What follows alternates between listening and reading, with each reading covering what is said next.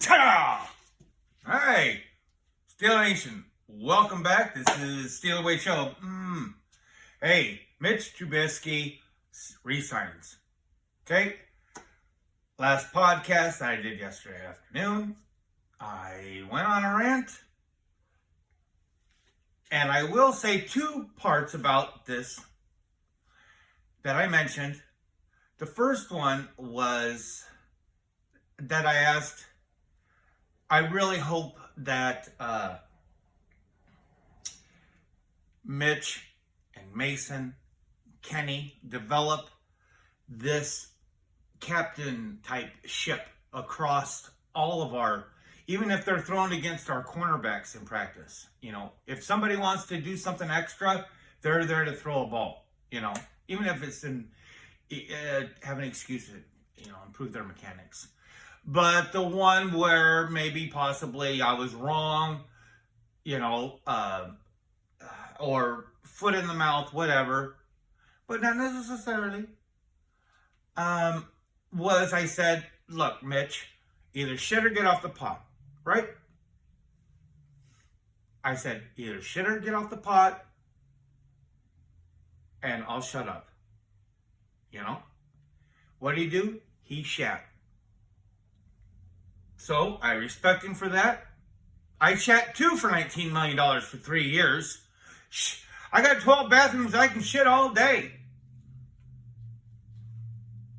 I mean, come on, folks. If you got an old ass ginger with a 5 head spitting Little Wayne to you on a Friday night, you could. I love you, Steeler Nation. Thank you.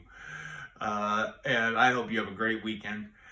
But, hey, he did it, dude. And, you know, this comes across all types of human nature, but I'm going to say that I really notice it with the Steelers. Like, I can say, you know, well, this is too much money for a backup quarterback, you know. Now, all of a sudden, my Steelers do this, and I see this, you know, direction, right?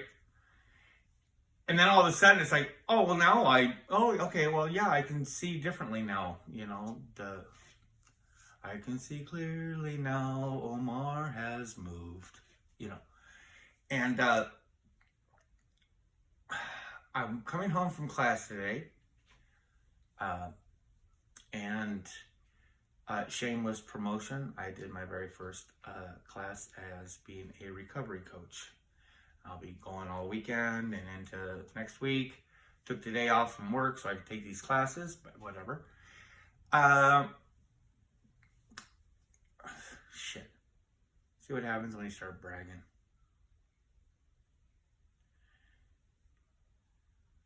Damn, I better start learning how to edit.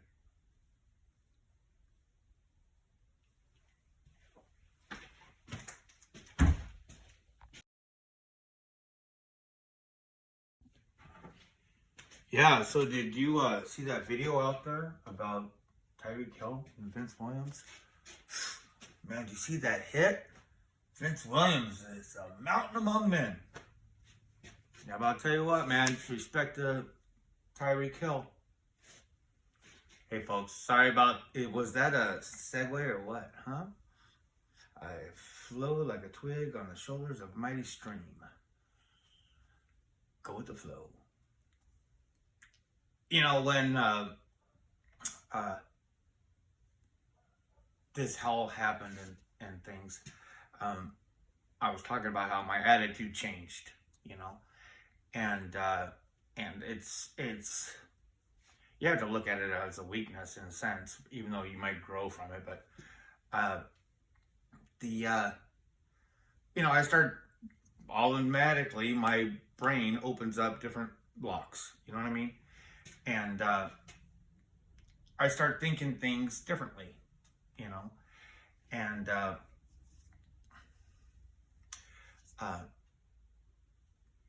I've expressed before on a personal side note, the word value holds it's a big deal to me. It's my most important word that challenges me in my life, that I I wish to discover more about. I wish I would learn. I wish I had the tenacity to learn more about it and dive into how I feel about it, to write about it, because I think it's such a powerful word. And the most successful men and women, okay, like financially, I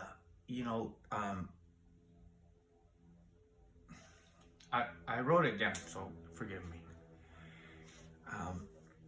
The biggest money makers in the world, they foresee value ahead of other people, and Khan, we're talking about like cap value or draft value or position value, and he is. I think he might be one of these football financial experts past than what we think. Past than what we think. How you like my English?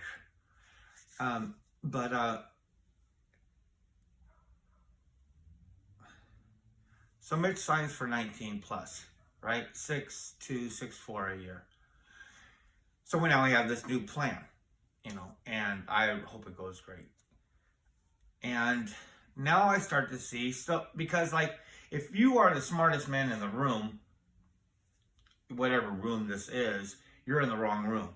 So I like to, try to think of myself being in a room with Omar Khan, and why is he thinking this way? Why is this direction that he's going in? And one of the things that just popped up, I was thinking about defensive end play that's happening across the NFL. And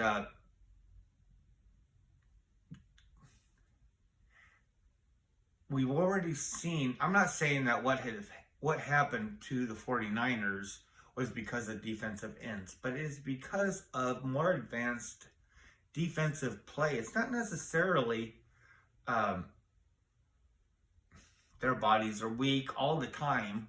I mean, sometimes, you got a little guy, but I mean, like with defensive ends, their techniques are elevating faster than what the tackle play is, and so are a lot of defensive players, offensive line coaches seem to be, most of them seem to be in more of a reactionary way of this is how you deal with this situation, this is how you deal with that situation, rather than being ahead of the curve and saying, this is what we are going to do. Like with Andy Weidel saying, we are going to impose our will. And I think with our new line coach, I think that I have a feeling these guys really wanted to play for him, and I just think that he has got a toughness. Broderick Jones came out, and I think what the first thing or the second thing that he mentioned as far as how the coaches talked to him was physicality. 1 and 2, you know what I mean? One of those two. That's what he said. He goes, look, you do you, dog. You want to call yourself a dog? Dog out. Dog out. And so that value in that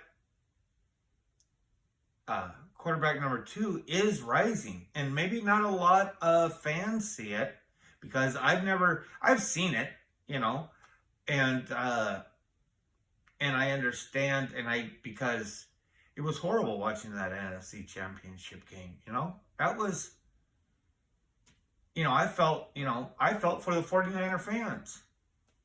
I got a cat back in California, Byron Scott. He's a big 49er fan. I got trucker friend, guitarist. 49er, you do your deal. I love Frank Gore. But what a horrible thing, and that's just from getting the shit beat out of you. I don't know all the ways but Omar Khan is, okay, we can say that $6+ million a year is a lot of money, and it is. At the same time, we were talking about Mason getting $5 million for doing Deke last year is a lot of money, and it was. But Omar Khan, I think, is one of these football financial millionaires. And I think he's going to be, I just completely, not that I'm saying that's the reason why the moves are the way they are, but I apologize if I came off wrong to Mitch. More power to you. I will say this. I will say this. I'm not talking about no trade or nothing. Well, I am, but before this signing happened, when the day that they signed Mason back, the whole uproar, and I talked about it but the whole uproar was, is Mitch going to be traded now, and it was on maybe 3, or I'm doing finish work right now in carpentry, so I'm able to just play my podcast and listen to it while not my podcast, but people that I enjoy listening to, favorites and stuff. And it was mentioned more than once. Okay, I want to say more than twice, but basically the number 5 came around for, like, what are you going to do? Trade Mitch for number 5? That was the consensus. That was the feel, Well, if somebody gets hurt right now, like I was watching a program earlier, Deke, who is a co-star of the Arthur Moats program, and I don't know. It's it's all good in the hood, yo. Sorry about the half and half. Sorry it went too long. If you made it this far, more power to you. Hope you have a great weekend. If you like what you hear, please press like. If you want to hear more, please press subscribe. But please, more important than either one of those things, please leave me down a comment. And that's really what I want your thoughts. I went off last week on one of my commenters, and I enjoyed it. So thank you very much. Have a great weekend, everybody. I'll see you soon. Steeler Nation for life, yo.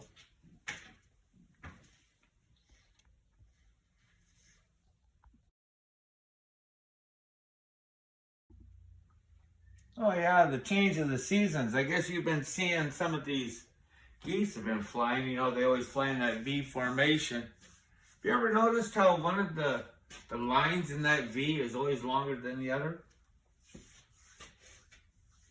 Yeah.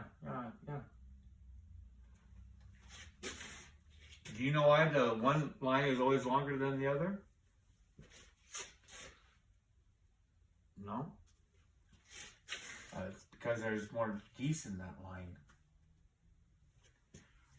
So all this talk was going on about Mitch being like, what are you going to get, a 5th for him? Now, Steelers have set this shit up. They got their,